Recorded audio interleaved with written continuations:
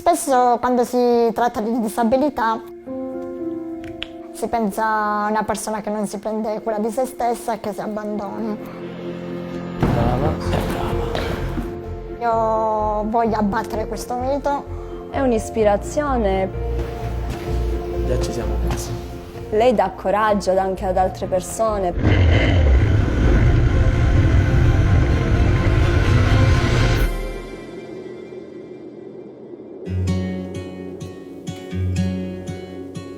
E mi prendo cura di me stessa.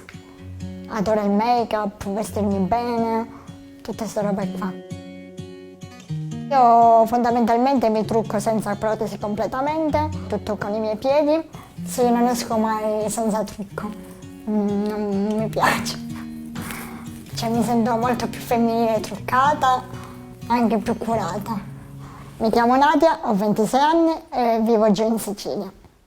Nadia was born with a rare condition called Phocomelia syndrome. The condition causes malformations of the limbs, often resulting in the absence or extreme shortening of bones at birth. In Nadia's case, she was born without arms, missing part of her leg, and with a curved spine. Io ho fatto tutti i controlli ogni mese, ecografie, tutto. E sempre il ginecologo mi diceva che era tutto a posto. Alla nascita è stata la sorpresa, perché ho la gemella tutta perfetta e lei diciamo che ha questa disabilità. Allora, da piccole giocavamo sempre insieme, eravamo veramente inseparabili, cioè dove andava una andava l'altra. Io ho vissuto più che bullismo a scuola, ho tantissimi amici, a scuola mi trovavo benissimo, ma l'unica difficoltà poteva essere quella di non avere grosse opportunità. Ad esempio, se volevo fare sport, spesso mi sentivo dire come fai, tu non puoi. Tutti questi no un po' ti entrano dentro e ti fanno pensare che realmente tu non puoi. Despite her condition, Nadia was determined not to let that stop her from living her life to the fullest. 4 anni fa ho deciso di ricominciare a camminare, ho fatto la protesi. E 1 annetto fa ho messo pure le braccia, tendo le protesi comunque sia, mi ha permesso comunque di essere più libera, mi permetteva di camminare da sola senza aver bisogno di nessuno che mi portasse in braccio o mi dovesse sostenere. In tutta la mia adolescenza postavo sempre foto a metà. Mi vergognavo di far vedere la mia disabilità.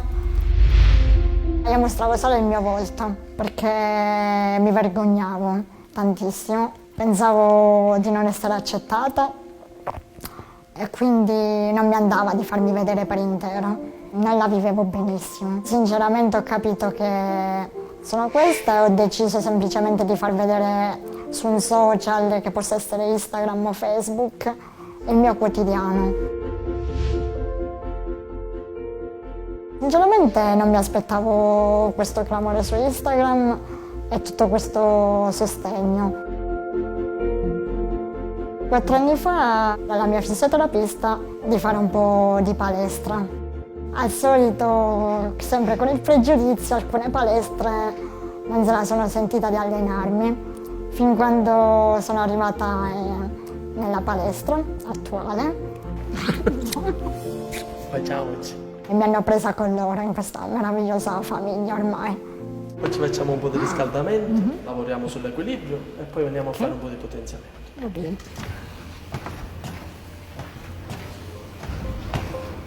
Già ci siamo quasi. La prima volta che sono entrata in palestra mi vergognavo da morire, perché spesso, avendo anche tanti no alle spalle, e lì i miei personal trainer diventavano tipo bestie e iniziavano a spingere, fin quando poi quella cosa ci riusciva realmente. È stato grazie alla sua caparbietà, alla sua voglia di vivere, alla sua voglia di fare, che poi tra l'altro è riuscita a trasmettere pure a noi, che ha raggiunto risultati notevoli sotto tutti i punti di vista. Ok, qua sono io, tu stai serena, in equilibrio, qualche altro secondo e scendiamo. Ok?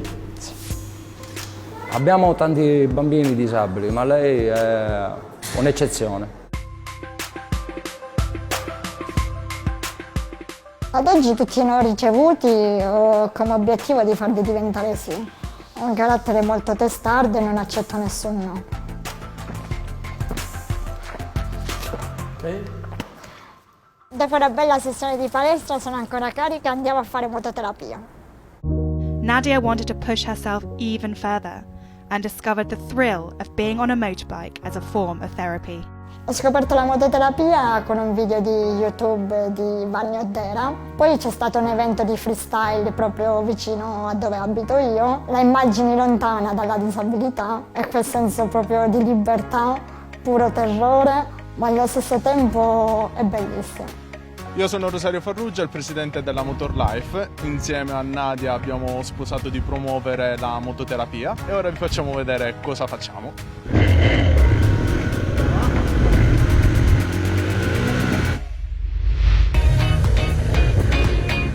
Ad oggi continuo a fare mototerapia insieme a Motor Life. Si tratta di creare eventi sempre per bambini con disabilità e per la prima volta abbiamo portato la mototerapia dentro gli ospedali pediatrici.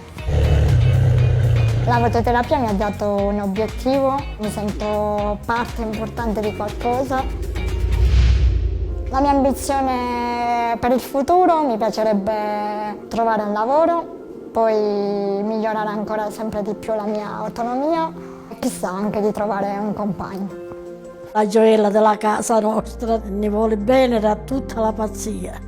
È un'ispirazione, lei dà coraggio anche ad altre persone. Non mi sono mai sentita così straordinaria, speciale, però mi accorgo che agli occhi degli altri obiettivamente risulta questo. E spero che possa essere anche di insegnamento ad altre persone a non fermarsi mai all'apparenza e che non bisogna mai arrendersi.